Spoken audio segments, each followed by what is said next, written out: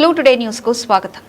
రంగారెడ్డి జిల్లా మన్సూరాబాద్ సరెండర్ నగర్ మండలంలో LB Nagar company Taapsee మేస్త్రి సంఘం ఆనంద్ నగర్లో అధ్యక్షుడు మాట్లాడుతూ పి గౌరీనాయుడు భవన నిర్మాణ తాపీ మేస్త్రి ఆత్మగౌరవ సభ కోసం పెట్టిన ప్రెస్ మీట్లో మాట్లాడుతూ మేస్త్రి హటావో, సెంట్రింగ్ బచావో మరియు మేస్త్రిని మధ్యవర్తి దళారి అనే పదాలు వాడి మేస్త్రిల మనోభావాలను దెబ్బతీసేలా వారి మాటలున్నాయని, ఈ మేస్త్రిని లేకపోతే భవన నిర్మాణం ఎలా జరుగుతుందని ప్రశ్నించారు. ఈ మాటలు జూన్ 8వ తారీఖున ఇందిరా పార్కులో జరిగే ఆత్మగౌరవ సభ ఆ రోజు వరకు వెనక్కి తీసుకుని తాపీ మేస్త్రికి క్షమాపణ చెప్పాలని, లేని ఎడల తర్వాత జరిగే పరిణామాలు ఎదుర్కోవాల్సి ఉంటుందని హెచ్చరించారు.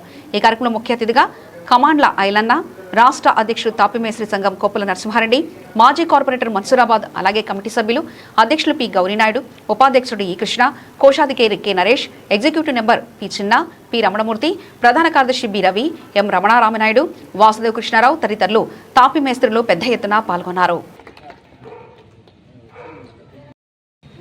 సెంట్రింగ్ వాళ్ళు మనకేమీ అగ్రిమెంట్ చేయరు, మనం మాత్రం సారాలకి అగ్రిమెంట్ చేస్తాం. అంటే మనం లిఖితపూర్వకంగా వాళ్ళకి రాసిస్తాం.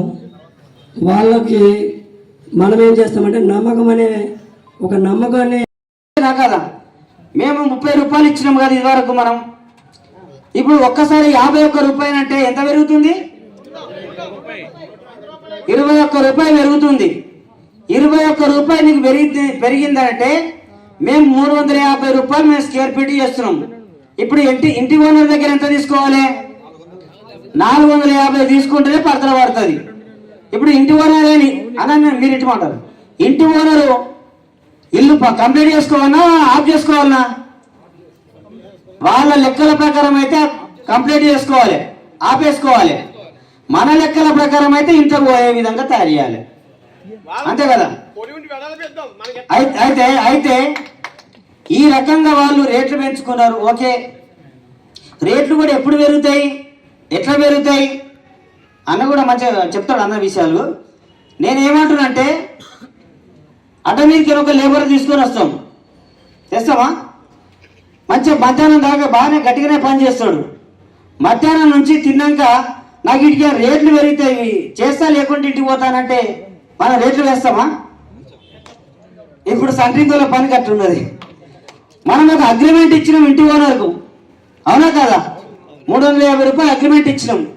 అగ్రిమెంట్ కంప్లీట్ అయిపోయినాక ఏమన్నా మధ్యలోకే రేటు పెంచాలన్నా?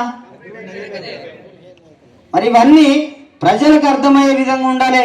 ఇట్లాంటి బుద్ధిజీవులకు అర్థమైతే వాళ్ళ సంగతి మన సంగతి ఏందో చెప్తారనేది ఈ సందర్భంగా గుర్తు చేస్తూ, మరి పెద్ద మనుషులను మీరు అందరూ గౌరవిస్తూ సంఘాన్ని ప్రతిష్టంగా నడపాలని తెలియస్తూ అందరికీ నమస్కారం, ధన్యవాదాలు, సెలవు. Thank you. నువ్వు అస్తర్కారు చేయగలుగుతావా? సెల్ఫ్లు పోయగలుగుతావా? ఎలివేషన్ చేయగలుగుతావా? బిల్డింగ్ను అందంగా తీర్చిదిద్దగలుగుతావా? మేము అన్నీ చేసి చూపెట్టేటువంటి శక్తి కలిగిన వాళ్ళం తాపీ మేస్త్రం అనేది మర్చిపోద్దనేది సందర్భంగా గుర్తు చేస్తాను. ఈ రకంగా మనల్ని అవమానపరుస్తుంటే నాకు ఒక సామెత గుర్తుకొచ్చింది మిత్రులారా. అదేమంటే రైతు గడ్డి బండి కొట్టుకొని పోతుండట. ఎర్రటెండలో రైతు గడ్డి బండి కొట్టుకొని పోతుండట. ఆ గడ్డి నీడకు, ఆ బండి నీడకు దాని కింద కుక్క నడుచుకుంటూ పోతుందట. కుక్క నడుచుకుంటూ పోయి కొద్దిగా దూరం పోయిన తర్వాత ఇట్లా పైకి చూస్తే, అబ్బా నేను బండిని మోస్తున్నా, బండి మీద ఉన్నటువంటి గడ్డిని మోస్తున్నా అని అనుకుంటుంది. అదా బండిని మోస్తున్నా, బండి మీద గడ్డిని మోస్తున్నా, గింత మోస్తున్నా అని అనుకుంటుందట.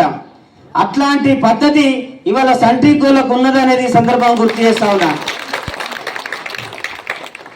కదా. నువ్వు ఒక్క సాగేసిపోతేనే ఇదంతా నేను కట్టిన అంటున్నావు. మరి మిగతా 10 రంగాల కార్మికుల శ్రమను మర్చిపోతే ఎట్లా? మరి రైతేమనుకోవాలి, ఎట్లేమనుకోవాలి, దాన్ని మోసే బండేమనుకోవాలి? నువ్వు నీడకు పోయేటోనివే. అందుకే వాళ్లకు కుక్క బుద్ధి ఉన్నది కానీ మనిషి బుద్ధి లేదనేది సందర్భంగా గుర్తు చేస్తా ఉన్నా. ఇవాళ నేను ఒక ఏసీపీ దగ్గరికి పోయినా పర్మిషన్ సంబంధించి.